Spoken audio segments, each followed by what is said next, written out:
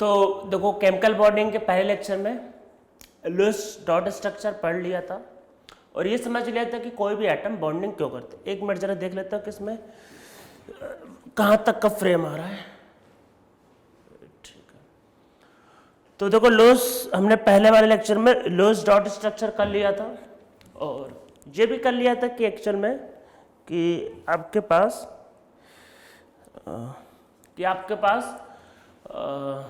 वही कि atom bonding क्यों करता है, कि हर एटम बॉन्डिंग करके मोक्ष की प्राप्ति करना चाहता है, ये आपको बताया ही था और इस वजह से बॉन्डिंग करता है। मोक्ष का मतलब कि energy come means more stability, बस हर एटम का टारगेट है मोक्ष की प्राप्ति।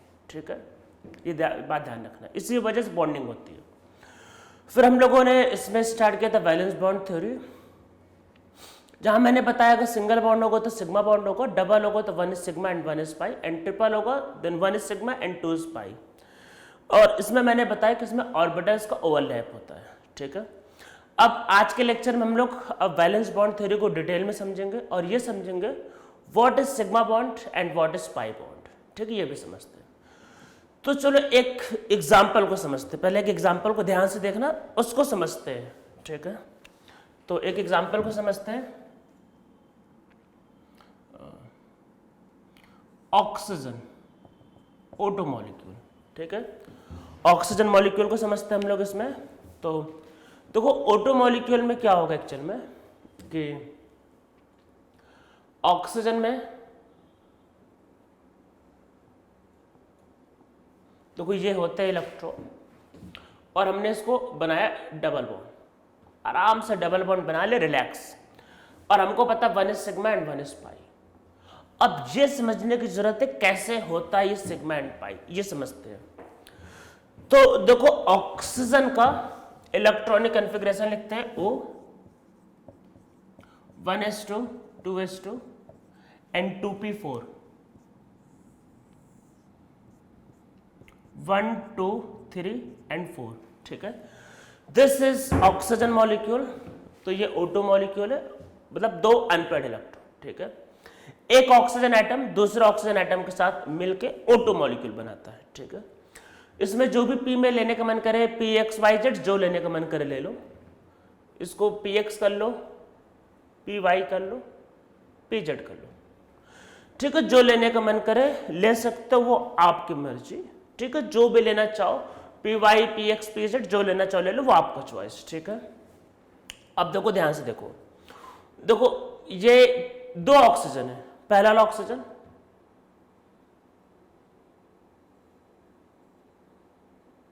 ये 2 ऑर्बिटल होंगे। अरे भाई यही 2 ऑर्बिटल है ना, तो ये है PY और PZ। अब बोलोगे सर एक्स, आप बोलोगे एक्स को ड्रॉ क्यों नहीं किया? अरे भाई एक्स को ड्रॉ करे कि ज्यादा हो जाएगा, ज्यादा नहीं, चीजों को सिंपल करते, ज्यादा यहाँ ड्रॉ करके गंदा नहीं करना, डायग्राम अच्छा लगना चाहिए ना, मजा आना चाहिए देख के। तो ये डायग्राम देखो देख के अच्छा लग रहा है, 2 2 मतलब 2 2 डंबल। ये पहला वाला ऑक्सीजन एटम, ऐसे दूसरा वाला ऑक्सीजन एटम भी होगा। तो ये PY ऑर्बिटल है, मतलब ये PY ऑर्बिटल था, तो इसलिए ये आपके पास जो है दिस इज Y एक्सिस।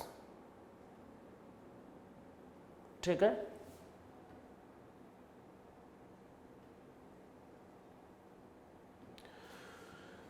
तो ये भी PY ऑर्बिटल और ये PZ ऑर्बिटल। ठीक है, PY समझो, ऑर्बिटल को बहुत ध्यान से समझो। अच्छा यही इसी को ले लेते हैं। देखो PY है, पहला वाला PY दूसरे वाले PY ने एक दूसरे को ओवरलैप कर लिया। ठीक है, ओवरलैप कर लिया, तो वो ओवरलैप कैसा कहलाएगा? Sigma bond. देखो मैंने फोर्स ऑफ अट्रैक्शन के बारे में लास्ट टाइम पे पहले लेक्चर में बताया था कि इसका न्यूक्लियस इसके ऑर्बिटल को खींचता है, इसका न्यूक्लियस इसको खींचेगा, दूर दूर तो दोनों आगे ओवरलैप कर गए, सिग्मा बॉन्ड। ठीक है, अब अच्छा ये न्यूक्लियस भाई इसको भी तो खींचेगा, अरे ये न्यूक्लियस इसको खींचेगा, तो अब ये ऑर्बिटल ऐसा स्ट्रेट खड़ा है, न्यूक्लियस खींच रहा है, तो इसको झुक, मतलब समझ लीजिए ऑर्बिटल ऐसा न्यूक्लियस खींच रहा है, तो बेचारे को झुकना पड़ेगा, ऐसे झुक जाएगा ना ये, तो ये इधर झुकेगा, ये इधर झुकेगा। कैसे? ये इधर, तो ये वाला इधर और ये वाला इधर। ठीक है, इसका न्यूक्लियस मतलब ये न्यूक्लियस इसको खींच रहा है और ये न्यूक्लियस इसको खींच रहा है, तो ये इधर झुक गए इधर झुक गए, दोनों में ओवरलैपिंग हो गई। कैसे? मतलब दोनों ऐसे आके ओवरलैप किए। मतलब कैसे? ये ऐसे और ये ऐसे। मैं दिखा नहीं रहा, क्यों? अरे भाई डायग्राम गंदा हो जाएगा ना, नहीं दिखाते। समझो समझो, बस समझना जरूरी। कैसे? देखो, ये पहले वाले का पीजेड, दूसरे वाले का पीजेड, इसका न्यूक्लियस इसको खींच रहा है, ये झुक गया भाई, इसका न्यूक्लियस इसको खींच रहा है, ये भी झुक गया भाई, दोनों ने ओवरलैपिंग कर ली ऐसे। तो कौन सा बॉन्ड बना? पाई। मतलब अगर ऑर्बिटल सीधा सीधा ओवरलैप करता है तो उसको बोलते हैं सिग्मा। ठीक है, ये झुक रहा है, ये इसकी तरफ झुक रहा है, पर इतना गंदा हो जाएगा डायग्राम और बार बार ड्रॉ करने में दिक्कतें आएगी। समझ लो, अंडरस्टैंडिंग, कि ये वाला पीरियड ऐसे झुक गया, ये वाला पीरियड झुक गया, तो दोनों ने मिलके बॉन्डिंग कर ली इसने इससे। और वैसे समझो, अरे भाई न्यूक्लियस इसको भी तो खींचेगा, इसके साथ क्या कोई दुश्मनी है? इसको भी तो खींच लेगा ना ये, और ये वाला न्यूक्लियस इसको भी खींच लेगा ऐसे, तो दोनों भी मिलके बना लेंगे ये। तो ये दोनों मिलके एक ही है, ऐसा मत बोलना कि सर दो। अरे भाई एक ही ऑर्बिटल है ना, ये एक ही ऑर्बिटल है, ये एक ही ऑर्बिटल। तो ये दोनों एक ही बॉन्ड है, एक ही बॉन्ड है दोनों। ये कैसा बॉन्ड है? पाई। ये क्या है? सिग्मा। तो अगर ऑर्बिटल का सीधा सीधा ओवरलैप होता है तो बनता है सिग्मा, और अगर झुक के ओवरलैप कर रहे हैं, देखो झुक गया है तो उतना मजबूती कहां होगी, तो वो है पाई। तो सिग्मा बॉन्ड कौन कौन बनाता है? पी वाई और पी वाई। अरे गिवन डायग्राम के हिसाब से चेंज कर सकते, कोई रूल नहीं कहता कि भाई पी वाई ही बनाएगा, चेंज कर सकते, आगे और देख लेंगे। तो ये बनेगा सिग्मा, और पाई किसने बनाया? पीजेड। अरे भाई नीचे वाला भी भाई, कोई क्या जरूरत है दो बार लिखने की, दोनों एक ही है, पर दिखाना ऊपर नीचे दोनों होता है। ठीक है, एक बात और ध्यान देना है, क्या ये एक्सेस दिख रही है? हाँ दिख रही है। कौन सा एक्सेस है? वाई एक्सेस के लॉन्ग रखा है पी वाई और पी वाई। मतलब क्या? इस एक्सेस के देखो अलोंग दोनों न्यूक्लियस रखे गए ना ये, तो जिस एक्सेस के अलोंग दोनों न्यूक्लियस को रखा जाता है, उस एक्सेस को बोलते हैं इंटर न्यूक्लियर एक्सिस।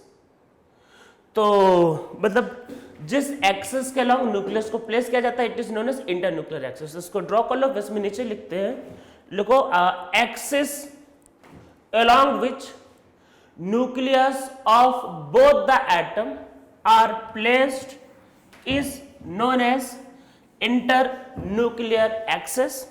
ठीक है, इसमें फिर नीचे लिखो orbital present along internuclear axis always for sigma bond.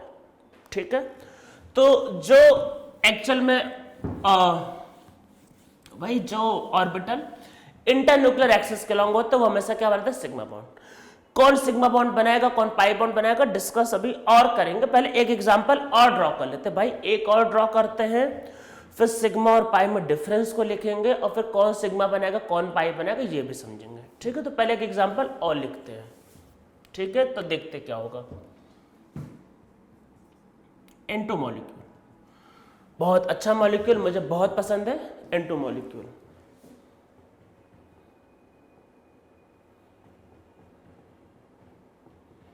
Triple bond सबको पता है, बच्चे को पता है ट्रिपल बॉन्ड है, 1 sigma and 2 pi.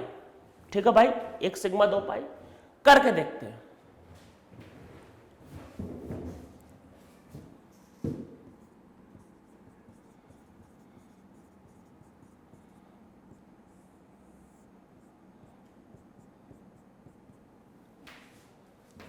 P x p y p z. ठीक है, p x p y p z, एक सिग्मा बनाएगा, बाकी दोनों पाई बनाएंगे। कौन सा एक्सेस? इंटरन्यूक्लियर एक्सेस लेने का, मैंने जो मर्जी, आपको जिसमें मजा आ रहा हो। ठीक है, आपको जिसमें मजा आ रहा हो उसको ले लो। कुछ अलग कर ले, कुछ तूफानी कर ले, इसको चलो जेड एक्सेस ले लेते हैं। Sir z axes? अरे कोई रूल थोड़ी ना है कि भाई किसको लेना है, कोई भी ले लो, जेड एक्सिस क्या, Z axis is inter nuclear axis, जिसके लॉन्ग दोनों न्यूक्लियस को रखे जाएंगे। हाँ ले लिया। तो ये कौन सा ऑर्बिटल है, पीजेड। तो ये कौन सा ऑर्बिटल है, पीजेड। पीजेड पीजेड क्या बनाएगा भाई, सिग्मा बॉन्ड। अरे ये नाइट्रोजन है, ये दो नाइट्रोजन, दोनों को जोड़ है। ये लूज डॉट स्ट्रक्चर आपको हेल्प करता रहेगा भाई कैसे बनाना है, अदरवाइज आपको ड्रॉ करने में दिक्कत आएगी। आपको पहले से पता चल गया कि एक सिग्मा 2 पाई बनाना है, तो लूज डॉट स्ट्रक्चर आपको पहले से हिंट दे देगा, इतने सिग्मा बनाओ इतने पाई। इसलिए मैंने पहले पढ़ा है लूज डॉट स्ट्रक्चर, आपको हर बार आइडिया लग जाएगा सिग्मा और पाई का, इसलिए दिक्कत नहीं आएगी। बाकी सिग्मा और पाई के बारे में डिटेल में भी लिखते हैं कुछ पॉइंट्स, ठीक है। तो ये होगा सिग्मा। अब देखो ये पी वाई और ये p z, p y p z, भाई 3D का डायग्राम है, 3D का, ठीक है। अब मेरे से कई बार बच्चे कहते हैं सर ये पी जेड स्लैंट है सर, नहीं अच्छा पी जेड नहीं, पी जेड तो ये है, जो इसको पी एक्स कर लेते हैं सर, ये स्लैंट है, स्लैंट एलेंट बाई नहीं होता है, 3D का डायग्राम है। एक बार आपको इमेजिनेशन देख लो, इमेजिन कर लो, अगर एक्स एक्सेस है ये, तो ये डस्टर के अंदर बाहर वाई एक्सेस और ऊपर नीचे जेड एक्सेस, भाई 3 एक्सेस होते हैं, एक्स वाई एंड जेड, ठीक है। इमेजिनेशन अच्छा होना चाहिए, इमेजिन करना, इमेजिन।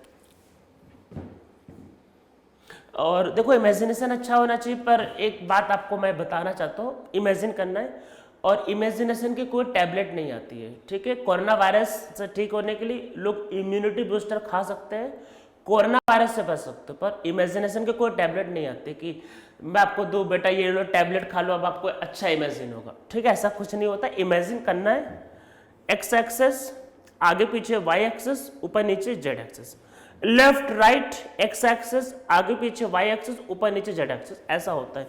3 एक्सेस होते हैं, ये बात ध्यान रखना। ये पी वाई और ये पी एक्स, तो पी वाई और पी एक्स, ठीक है। ये ध्यान रखना है कि y का y से बॉन्डिंग होगा, y वाला y वाले से पहले होगा, और जब y झुकेगा तो y बॉन्डिंग करेगा, ठीक है। तो y वाले को y वाले से, y वाले को y वाले से, तो पाई बॉन्ड बना किसका, पी वाई का, ठीक है। ऐसा हाँ, x वाले को x वाले से और x वाले को x वाले से, तो ये पाई बॉन्ड किसका, px का, ठीक है। This is the structure. तो 2 सिग्मा मतलब सॉरी 1 सिग्मा और 2 पाई, पाई ध्यान रखना है, मतलब ये px था तो px का और pz का, ठीक है। तो दिस इज द स्ट्रक्चर। तो ये ध्यान रखना है कि py की बॉन्डिंग py के साथ होती है, pz की बॉन्डिंग pz के साथ होती है, बात को ध्यान रखना है, और px की बॉन्डिंग जो होती है वो px के साथ होती है, ठीक है, ध्यान रखना है। तो पहले लिख लेते हैं कौन सिग्मा कौन, देखो s ऑर्बिटल स्फेरिकल है, तो वो बेचारा सिंगल हमेशा क्या बनेगा, सिग्मा। तो नीचे पॉइंट लिखो s orbital always for sigma bond only. हाँ, s ऑर्बिटल क्या बनाता है, सब सिग्मा बॉन्ड, तो s ऑर्बिटल क्या बनेगा, sigma bond. s orbital always for sigma bond only, तो सिर्फ सिग्मा बॉन्ड बनाता है, ठीक है। तो अगर आपके पास s के साथ px है, s के साथ py है, s के साथ pz है, या फिर s के साथ सिर्फ s है, तो ये हमेशा क्या होगा, सिग्मा। मतलब s है तो इधर कुछ भी हो सिग्मा, ठीक है, ध्यान रखिए सिग्मा बॉन्ड। इसमें डायरेक्ट ओवरलैपिंग होगा सिग्मा बॉन्ड। सिग्मा पाई में डिफरेंस अभी लिखते, पर आप ये लिख लो ऑलवेज सिग्मा, ठीक है। आपने अगर बोला एक्स एक्सिस है इंटर न्यूक्लियर एक्सिस, क्वेश्चन आता है क्या कोई भी एक्सिस ले सकते हैं, हाँ भाई कोई भी एक्सिस ले सकते हो, जो एक्सिस में आपको लेने का मजा है वो ले सकते हैं। इसीलिए ऐसी चीजों को जब आप बुक से पढ़ते हो तो बहुत कंफ्यूज हो गए, तो बुक वाले में क्या होगा, बोल देगा कि जेड एक्सिस को लेंगे और चलता रहता है। अब आपको एग्जाम में मान लो एक्स आ गया, बोलोगे अरे बुक में तो जेड लिखा था, यहाँ पे तो एक्स कैसे आ गया, तो इसीलिए मैं आपको बता रहा हूँ, बार ध्यान रखना कुछ भी हो सकता है। कोई भी एक्सिस को इंटरन्यूक्लियर एक्सिस आप ले सकते हो। अगर px मतलब x एक्सिस को लिया तो ऐसे केस में px क्या बनाएंगे, सिग्मा। जो एक्सिस लिया उसके अलॉन्ग वाले ऑर्बिटल सिग्मा, बाकी py और pz क्या बनाएंगे, पाई। ऐसा होता है। कोई और ले लो, और कौन, चलो y एक्सिस। अगर y एक्सिस को ले लिया इंटरन्यूक्लियर एक्सिस, तो फिर py बनाएगा सिग्मा, ऐसा होगा। फिर px और pz बनाएंगे पाई। ये बात ध्यान रखना है। तो ये पाई बॉन्ड बनाते हैं। अब इसमें क्या आपका ऐसा कुछ हो सकता px और py? नो, px के साथ py या py के साथ pz या px के साथ pz, इसको हम लोग बोलते हैं नो बॉन्डिंग, मतलब नॉन बॉन्डिंग। ऐसा कोई बॉन्डिंग नहीं होता, ये बात ध्यान रखना है। अगर z एक्सिस होगा तो pz सिग्मा बॉन्ड लिख लो, और px और py पाई बॉन्ड। तो जो इंटरन्यूक्लियर एक्सिस होता है वो सिग्मा बॉन्ड, और बाकी सब पाई बॉन्ड। px का py से, py का pz से, px का pz से कोई बॉन्डिंग नहीं होता, इसको बोलते हैं नॉन बॉन्डिंग। ठीक है, ध्यान रखना, ये सब नॉन बॉन्डिंग है, ऐसा कुछ नहीं होता। सब कुछ लिख लिया आप लोगों ने, मजा आ रहा होगा, सही चल रहा है एकदम मस्त। ठीक है, अब हम लोग इसमें देखो आगे चलते हैं। तो अब आगे आपके पास क्या होता है इसमें, ये तो हो गया आपके पास चलो सिग्मा और पाई के बारे में। अब इसमें लिखते हैं कि क्या होता है सिग्मा और पाई के बॉन्ड के बारे में। तो एक साइड आप लोग कॉलम में लिखो,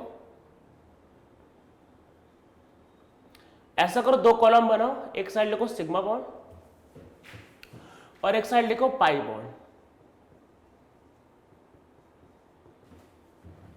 सिग्मा बॉन्ड पाई बॉन्ड, ठीक है, दो कॉलम बनाओ। तो इसमें लिखो, पहला पॉइंट लिखते हैं, फर्स्ट पॉइंट। तो इसमें लिखो bond formed by direct overlapping of atomic orbital. कैसे बनता है, bond formed by direct overlapping of atomic orbital, मतलब हेड टू हेड, मतलब पहले वाले का हेड दूसरे वाले के हेड से मिल गया। तो इसमें नीचे, इसी में नीचे लिखो that is head on head overlapping of atomic orbital. ठीक है, तो डायरेक्ट ओवरलैपिंग होता है, फिर हेड ऑन हेड ओवरलैपिंग होता है। ठीक है, इसमें नीचे लिखो बॉन्ड फॉर्म्ड बाय लैटरल, अरे लैटरल हुआ ना, ऐसे थे झुक के गए। Bond formed by lateral overlapping of atomic orbital, that is side by side overlapping of atomic orbital. ठीक है, तो ये क्या है, डायरेक्ट ओवरलैपिंग, और वो क्या है, lateral overlapping, head on head overlapping, side by side overlapping. ठीक है, अब इसमें और करते हैं। देखो कोई भी मॉलिक्यूल हो, एक बॉन्ड तो बनाएगा, तो सिग्मा बॉन्ड तो भाई हर जगह प्रेजेंट होगा, और पाई बॉन्ड तो तब बनेगा जब दूसरा बॉन्ड बनेगा। तो किसी मॉलिक्यूल में सिग्मा बॉन्ड हमेशा प्रेजेंट होगा, पर पाई बॉन्ड हो भी सकता है, नहीं भी हो सकता है। पाई, जैसे एल्केन सिग्मा बॉन्ड है सारे, पर एल्केन या एल्काइन में पाई बॉन्ड होगा। तो इसमें नीचे लिखो इसमें लिखो sigma bond is present in all the molecule. इसमें नीचे लिखो pi bond is present only when molecule have double bond और ट्रिपल बॉन्ड। ठीक है, जब डबल बॉन्ड और ट्रिपल बॉन्ड होगा तभी बेचारा होगा, नहीं तो नहीं होगा। ठीक है, अब दोनों में सोच के बताओ कौन सा स्ट्रॉन्ग है। अब एक दो को सीधा ओवरलैप कर रहा है, बहुत स्ट्रॉन्ग, और एक बेचारा झुक के, देखो सीधा होने से बेचारे को झुक के आपने बॉन्डिंग करवाया, तो बेचारा कमजोर है। तो इसमें नीचे लिखो sigma bond is stronger bond, और पाई बॉन्ड में लिखो pi bond is weak bond, weak है बेचारा, कमजोर है, ठीक है। अब एक बात और इसमें लिखते हैं जो आप अभी लिख लो, थोड़ा समझा दूंगा, बाकी इसका यूज क्या है आप आगे समझोगे, मतलब बहुत आगे, इस चैप्टर में नहीं बहुत आगे, ऑर्गेनिक केमिस्ट्री में इसका काफी यूज है। तो अभी इसमें लिखो सिग्मा बॉन्ड में लिखो sigma bond is rotation free bond. Rotation free, मस्त नाच सकता है, घूम सकता है, नाचेगा घूमेगा कोई टेंशन नहीं। Sigma bond is rotation free bond. Pi bond में लिखो pi bond is rotation restricted bond, या फिर इसको क्या बोलेंगे, rotation hindered bond. Rotation restricted bond या फिर क्या होगा, रोटेशन हिंडर्ड बॉन्ड, ठीक है। रोटेशन फ्री, रोटेशन रिस्ट्रिक्टेड, ठीक है, ये होता है। अब इसमें क्या है रोटेशन फ्री और रोटेशन रिस्ट्रिक्टेड का क्या है मतलब, इसको समझते हैं। देखो अगर सिंगल बॉन्ड, मतलब इसमें अच्छा नीचे लिखो it means that single bond is rotation free bond. मतलब आप दोनों पॉइंट, मतलब वो दोनों हो गए सिग्मा पाई, उसमें नीचे ओवरऑल में लिख लो, मतलब दोनों का conclusion. It means that single bond is rotation free bond, whereas double bond and triple bond is rotation restricted bond, ठीक है। देखो होता क्या है, सिंगल बॉन्ड है तो ये पहला वाला और ये दूसरा वाला ऑर्बिटल, तो देखो आप सिग्मा बॉन्ड एक को पकड़ो और घुमाओ, घूम रहा ना, नहीं टूटेगा, अरे आराम से। अरे देखो रोटेशन फ्री का मतलब ये है कि ऐसे समझो, ये पहले वाले के न्यूक्लियस से दूसरे के न्यूक्लियस दोनों ने मिलकर ओवरलैपिंग कर लिया, सिग्मा बॉन्ड पकड़ लो, घुमाओ, नहीं टूटेगा ना भाई, घुमाओ, नहीं टूट रहा। रोटेशन फ्री का मतलब एक को पकड़ा दूसरे को घुमाया, नहीं टूटता, कोई दिक्कत, मतलब पकड़ा घुमाओ, या इसको पकड़ो घुमाओ, ठीक है, एक को पकड़ने को घुमाना है, मस्त घूम रहा है, कोई दिक्कत नहीं, रोटेशन फ्री, ठीक है। पाई में समझो, ये दोनों ने मिलकर पाई बॉन्ड बनाया, पाई, एक को पकड़ो दूसरे को घुमाओ। देखो पाई बॉन्ड में क्या होता है, ऑर्बिटल पैरेलल होना जरूरी है, ठीक है। तो ये क्या होता है, पैरेलल होंगे तभी बॉन्ड बनाएंगे, तो आप इसमें ध्यान रखना कि पाई बॉन्ड के लिए ऑर्बिटल पैरेलल होना चाहिए। अभी मैं लिखवा देता हूँ वो भी, ठीक है। तो देखो आपने सोचा एक को पकड़ लेते हैं भाई, एक को घुमाते हैं, इसको घुमाओगे ऑर्बिटल पैरेलल ही नहीं रहा, अरे जब कैसे, अब ये बॉन्डिंग कैसे करेगा भाई। देखो ऐसा होता है कि देखो बॉन्डिंग के टाइम पे देखो जल ऑर्बिटल ऐसे झुकता है, जल ऐसे झुकेगा तो बॉन्डिंग करेगा। मान लो आपने इसको घुमा के ऐसे कर दिया, अभी ऐसे झुकेगा, न्यूक्लियस, अरे भाई इसका न्यूक्लियस इसको अट्रैक्ट करके नीचे लाता था ना ये, और इसका न्यूक्लियस को ऐसे अट्रैक्ट करता था, यही होता था ना ये। अब मान लो ये ऐसे आपने घुमा दिया, अभी ऐसे झुकेगा और ऐसे झुकेगा, तो कहाँ ओवरलैपिंग हो रही है, आगे ये ऊपर है, कहाँ ओवरलैपिंग होगा, तो या तो पाई बॉन्ड बनेगा या फिर घूमेगा नहीं, दोनों काम एक साथ नहीं हो सकता। तो हमने मान लो पाई बॉन्ड बना दिया, इसको पकड़ लिया, तो ये नहीं घूम पाएगा, आप घुमाने की कोशिश करोगे बॉन्ड टूट जाएगा। तो मतलब पाई बॉन्ड के केस में क्या होता है, बॉन्ड नहीं घूम पाता, और आपने कसम खाया कि नहीं घूमेगा भाई, तो वैसे केस में घुमा दिया तो बॉन्ड टूट जाएगा। होता है ना कई बार कोई चीज मान लो नहीं ओपन होता, आपने बोला नहीं मैं ओपन करूंगा, उस चक्कर में कई बार चीजें टूट जाती है, तो वही होगा, या तो पाई बॉन्ड रहेगा या फिर घूमेगा। पाई बॉन्ड हो जाए और घूम भी जाए इम्पॉसिबल, या तो पाई बॉन्ड या फिर घूम जाएगा, बॉन्ड टूट जाएगा तब घूम जाएगा। तो इसमें एक बात लिख लो, याद रखना है कि लिखो for pi bond both atomic orbital must be parallel to each other. कैसे होता है, पैरेलल होने जरूरी है, बात ध्यान रखना। पैरेलल अगर नहीं होगा तो पाई बॉन्ड नहीं बनेगा। पाई बॉन्ड ध्यान रखना है वीक बॉन्ड होता है। पाई बॉन्ड के केस में क्या होता है, आपका जो मतलब एनर्जी होता है वो कम होता है, पाई बॉन्ड एनर्जी क्या होता है, कम होता है। बातों को ध्यान रखना है, ठीक है। तो ये होगा सिग्मा और पाई के बारे में।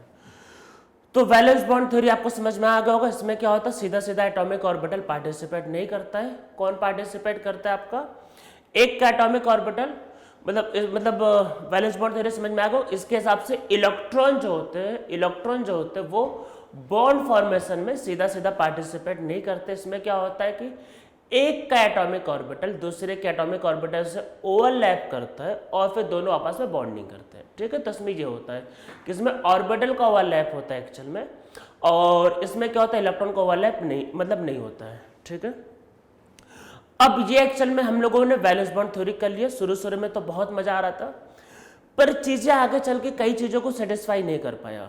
जैसे कि हम लोग एक चीज समझते हैं कि किसको सेटिस्फाई नहीं कर पाया, मतलब बहुत से ऑर्गेनिक केमिस्ट्री में तो मोस्ट ऑफ द मॉलिक्यूल को, एक मॉलिक्यूल आगे चल के आया मीथेन, एक मॉलिक्यूल हम लोग आगे पहुंचे, आगे बढ़े थे, वैलेंस बॉन्ड थ्योरी नया थ्योरी मिल गया, सिग्मा समझ लिया, पाई समझ लिया, लोगों को बहुत मजा आ रहा है, सब करते जा रहे हैं। पर आगे चल के कुछ मॉलिक्यूल जो हुए उसमें ये चीजें फेल हो गई, जैसे मीथेन। तो अब देखो नंबर ऑफ सिग्मा और पाई आप निकाल ही सकते हो। ये पूछ सकता है आपको, एक बड़ा सा मॉलिक्यूल दे दे, बोले कि नंबर ऑफ सिग्मा और पाई बॉन्ड बनाओ, तो आप उसको निकाल सकते हो। सिंगल बॉन्ड में से सिग्मा होगा और डबल बॉन्ड क्या होगा, एक सिग्मा एक पाई। ठीक है, ट्रिपल में एक सिग्मा दो पाई। अब आगे चल के जैसे मीथेन हमने किया, तो देखो मीथेन में क्या होता है, कार्बन का इलेक्ट्रॉनिक कॉन्फ़िगरेशन। तो देखो पहले मीथेन को हिंट के फॉर्म में लिख लो, 4 बॉन्ड, और बॉन्डिंग में क्या होता है, एक का अनपेयर्ड दूसरे के अनपेयर्ड से बॉन्डिंग करता है। तो 1s2 2s2 और 2p2। तो p में कितने अनपेयर्ड है, 2। तो मीथेन में मतलब कार्बन में कितने अनपेयर्ड है, 2। तो पॉलिंग से किसी ने पूछा, अरे भाई कार्बन में सिर्फ 2 अनपेयर्ड है और यहाँ पे तो तुम कह रहे हो 4 बॉन्ड बनेगा, ऐसे कैसे। और तुमने ये भी बोला है, पॉलिंग से बोला कि तुमने तो ये भी बोला है कि एक का अनपेयर्ड दूसरे के अनपेयर्ड से बॉन्डिंग करता है। तो पॉलिंग भाई साइंटिस्ट है, साइंटिस्ट लोगों को मैंने बता रखा है पहले, बहुत चालाक बहुत तेज होते हैं। उससे एक क्वेश्चन पूछा कि उसने बोला फटाक से, अरे बोला ये जो है कार्बन का ये ग्राउंड स्टेट है और कार्बन बॉन्डिंग करता है एक्साइटेड स्टेट में। मतलब उसने बोला कि अरे ग्राउंड स्टेट है, इसमें कार्बन बॉन्डिंग नहीं करेगा। तो वो आपने बोला कि भाई बॉन्डिंग के लिए तो उसको 4 अनपेयर्ड चाहिए, उसने बोला ये ग्राउंड स्टेट है, उसको एनर्जी देके एक्साइटेड करना पड़ेगा। तो वो एक इलेक्ट्रॉन को क्या भेजते हैं आगे और ये जाता है एक्साइटेड स्टेट। तो उससे क्वेश्चन फिर ये पूछेगा कि भाई तुम्हारा एक्साइटेड स्टेट ऑक्सीजन में कहाँ था, नाइट्रोजन में कहाँ था। तो उसने बोला देखो एक्साइटेड स्टेट तब करते हैं जब जरूरत पड़ती है, ऐसे नहीं कि कहीं पे भी कर दिए। जैसे ऑक्सीजन के केस में 2 अनपेयर्ड इलेक्ट्रॉन थे और उसको 2 ही बॉन्ड बनाने थे, तो कोई जरूरत नहीं एक्साइटेड करने की। तो जब 2 ही बॉन्ड बनाने, 2 ही अनपेयर्ड, कोई जरूरत नहीं करने की। नाइट्रोजन के केस में 3 बॉन्ड बनाने थे, 3 अनपेयर्ड, कोई जरूरत नहीं कुछ करने की। पर कार्बन में बॉन्ड बनाने हैं 4 और अनपेयर्ड है 2। तो जब आपको ज्यादा बॉन्ड बनाने हो और अनपेयर्ड हो कम, तो हम लोग नंबर ऑफ अनपेयर्ड बढ़ाएंगे। मतलब देखो बॉन्डिंग में तो फिक्स है, एक का हाफ फिल्ड ऑर्बिटल दूसरे के हाफ फिल्ड ऑर्बिटल से बॉन्डिंग करता है। मतलब एक का अनपेयर्ड इलेक्ट्रॉन, सिंगल वाले का अनपेयर्ड, एक का अनपेयर्ड दूसरे के अनपेयर्ड के मिलके बॉन्डिंग करता है। तो एक का हाफ फिल्ड दूसरे का हाफ फिल्ड के मिल से बॉन्डिंग करता है।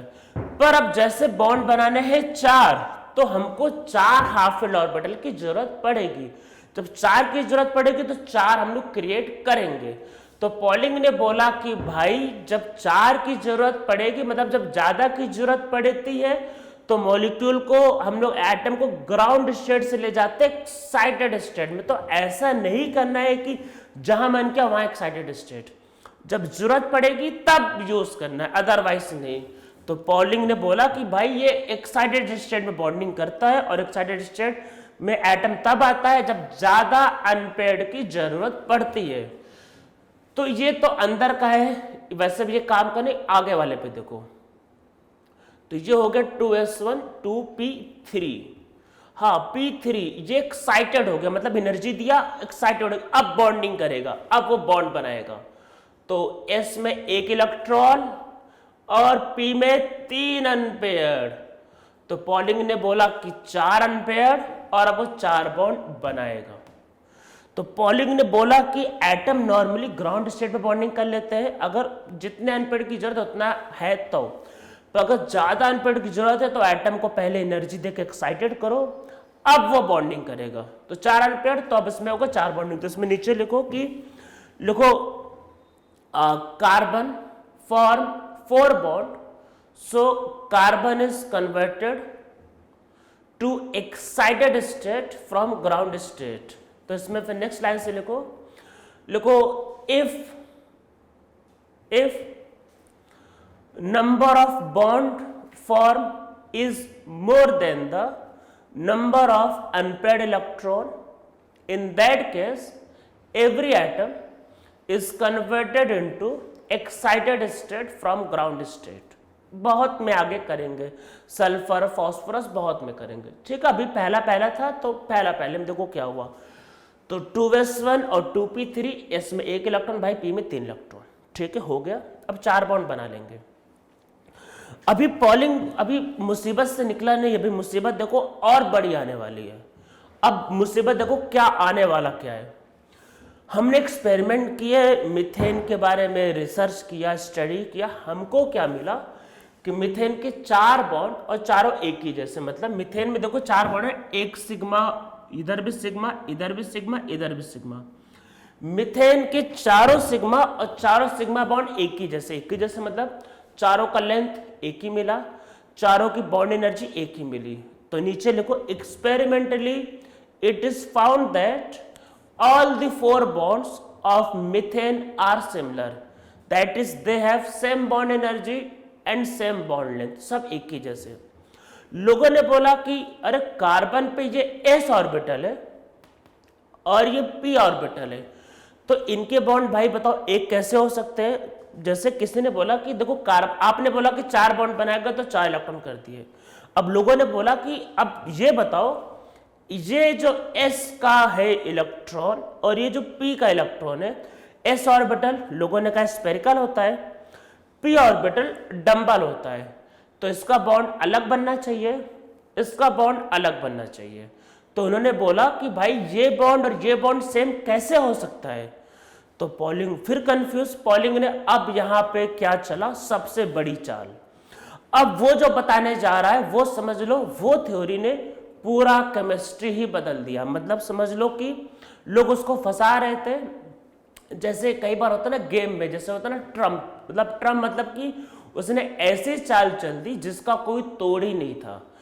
तो उसने बोला कि अरे ये तो एटॉमिक ऑर्बिटल है, और उसने बोला कि बॉन्डिंग में एटॉमिक ऑर्बिटल पार्टिसिपेट नहीं करते हैं और बॉन्डिंग में पार्टिसिपेट करते हैं हाइब्रिड ऑर्बिटल। लोगों ने बोला ये क्या तुम बोल रहे हो, बोला हाँ, बोला बॉन्डिंग में हाइब्रिड ऑर्बिटल पार्टिसिपेट करते। उसने बोला कि बॉन्ड फॉर्म करने के पहले एटॉमिक ऑर्बिटल आपस में मिल जाते हैं और बनाते हैं हाइब्रिड ऑर्बिटल, और वो बॉन्डिंग में पार्टिसिपेट करते हैं। लोग बोले ये तुम क्या बातें करते हो, पॉलिंग से माने लोग क्वेश्चन पूछ रहे हैं, तो बोले ये क्या तुम बोल रहे हो। उसने एग्जाम्पल देने स्टार्ट किए और केमिस्ट्री के जितने मॉलिक्यूल सब के सब उसने एक ही बार में समझा दिया।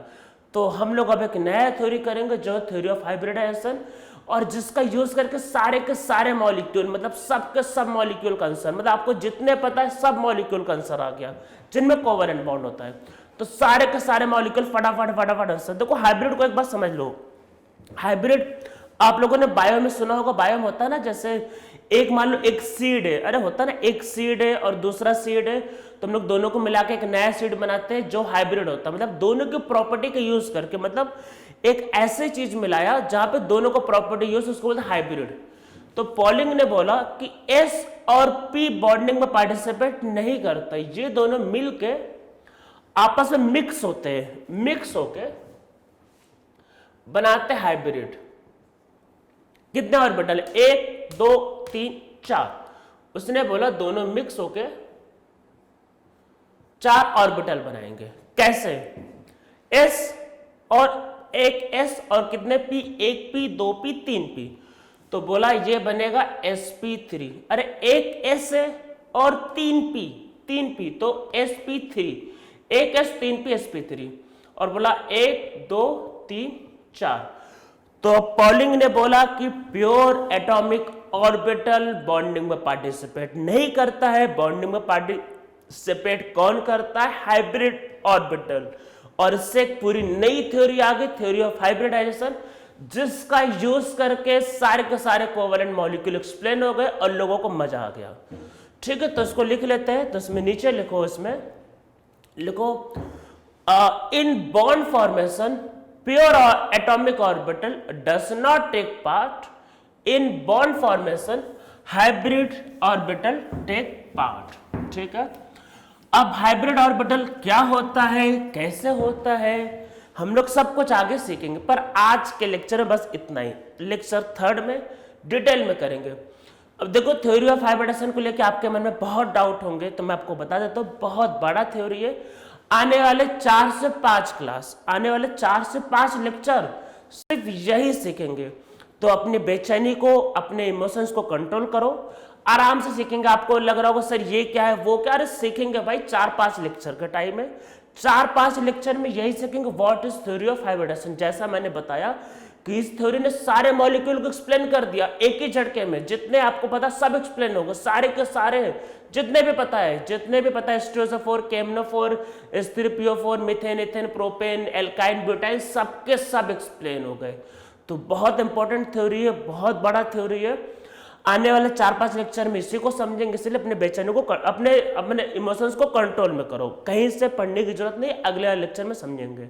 ठीक है, तो अब ध्यान क्या रखना है कि अब एटॉमिक ऑर्बिटल कभी खत्म हो गया, खात्मा हो गया, अब कौन पार्टिसिपेट करेगा, हाइब्रिड ऑर्बिटल। तो हम लोग अब नेक्स्ट लेक्चर में करेंगे थ्योरी ऑफ हाइब्रिडाइजेशन। और पॉलिंग ने बोला कि एटॉमिक ऑर्बिटल पार्टिसिपेट नहीं करते, कौन पार्टिसिपेट करते, हाइब्रिड ऑर्बिटल पार्टिसिपेट करते बॉन्ड फॉर्मेशन में।